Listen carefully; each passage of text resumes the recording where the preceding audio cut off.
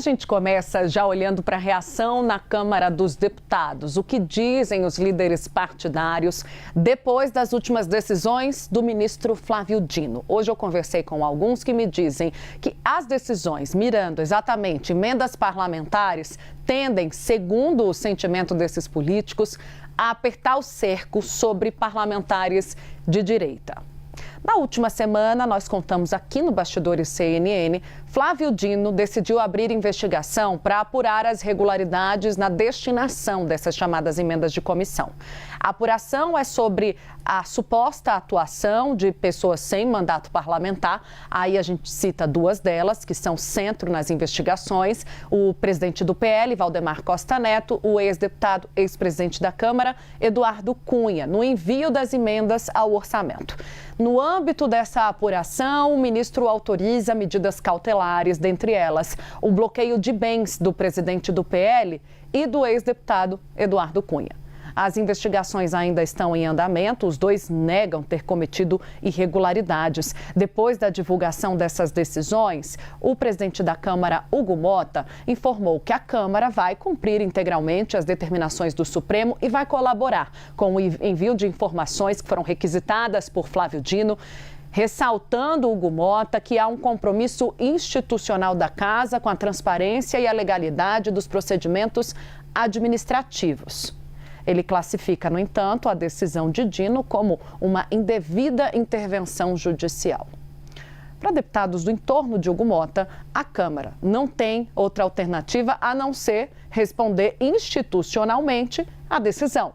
Nos bastidores, porém, esses mesmos líderes apontam que há, segundo eles, um desequilíbrio na apuração, indicando que Flávio Dino tem mirado em personagens de centro e da direita, com a aposta de que o caso vai crescer, tem potencial de chegar a outros nomes graúdos da política nacional. Um dos personagens dessa história que mais chamam a atenção e aparece com frequência nas decisões de Dino, aliás, que acabou embasando as últimas decisões, é a conhecida Tuca, Mariângela Fialec, servidora da Câmara dos Deputados Federal, apontada pela Polícia Federal como peça-chave para operacionalizar as emendas parlamentares alvos de investigação. Segundo a PF, Tuca ocupava essa posição estratégica no trâmite desses recursos e teria dado suporte à atuação desses agentes políticos externos sem mandato, como Valdemar Costa Neto e o ex-deputado Eduardo Cunha, com quem aparece trocando mensagens muito claras da indicação de Eduardo Cunha sobre a destinação dessas emendas. A relação da Tuca com o ex-presidente da Câmara, Arthur Lira, também é um ponto de atenção para esses líderes. Ela decorre da atuação dela em cargos de confiança, justamente durante o mandato do deputado de Alagoas como presidente da Câmara. E durante esse período foi que se consolidou a influência dela na estrutura administrativa da Câmara dos Deputados. Apesar disso, a decisão de Flávio Dino não atribui a Lira diretamente participação no que está sendo investigado. O atual presidente da Câmara, Hugo Motta, aparece numa menção indireta no contexto da continuidade dessa atuação da Tuca em relação às emendas e pela sua reação política às decisões do Supremo Tribunal Federal. Até o momento, não há uma decisão também, não foram tornados públicos, pelo menos durante a investigação, elementos que indiquem investigação sobre irregularidades ou indicação direta do presidente da Câmara, Hugo Motta. A gente vai seguir repercutindo esse assunto agora, Gustavo Uribe, porque é um assunto que, segundo o sentimento hoje da política, tende a crescer e a avançar, sobretudo em personagens da direita. Dois nomes me foram citados hoje em conversas com líderes partidários, do Centrão, sobretudo. Arthur Lira, o ex-presidente da Câmara, lembrando que ele não aparece como alvo dessas investigações até aqui, e o presidente do União Brasil, Antônio Rueda.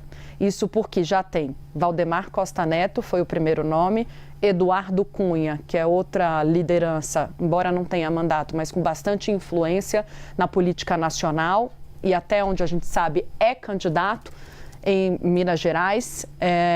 E agora fica uma expectativa de quem mais vai aparecer como indicante dessas emendas parlamentares, não tendo posição para fazer isso. Fica o sentimento, Uribe, eu entendi nessa conversa, de que esses deputados estão de mãos atadas. Eles dizem, não tem o que fazer, a gente vai falar mais o quê?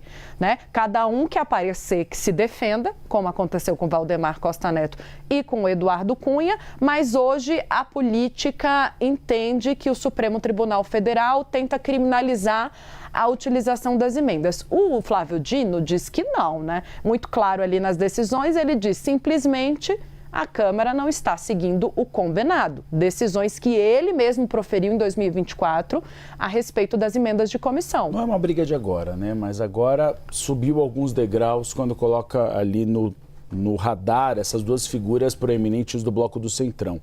Você foi muito bem nessa apuração, porque um levantamento que a gente vai dar daqui a pouquinho do Jonatas Martins aqui, da CNN Brasil, aponta que as emendas que não têm os nomes ali registrados são principalmente de União Brasil, PP e PL de Jair Bolsonaro.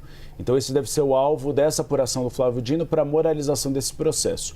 Agora tem algo interessante, que é o posicionamento do Hugo Motta nesse final de semana, Tainá. Hugo Motta, em um posicionamento oficial, em uma nota, defendeu Valdemar Costa Neto e disse que não há ilegalidade, ou ele não viu ilegalidade nesse processo. O Valdemar Costa Neto, em entrevista exclusiva aqui à CNN Brasil, disse que o Davi Alcolumbre também se posicionaria, mas não, Tainá.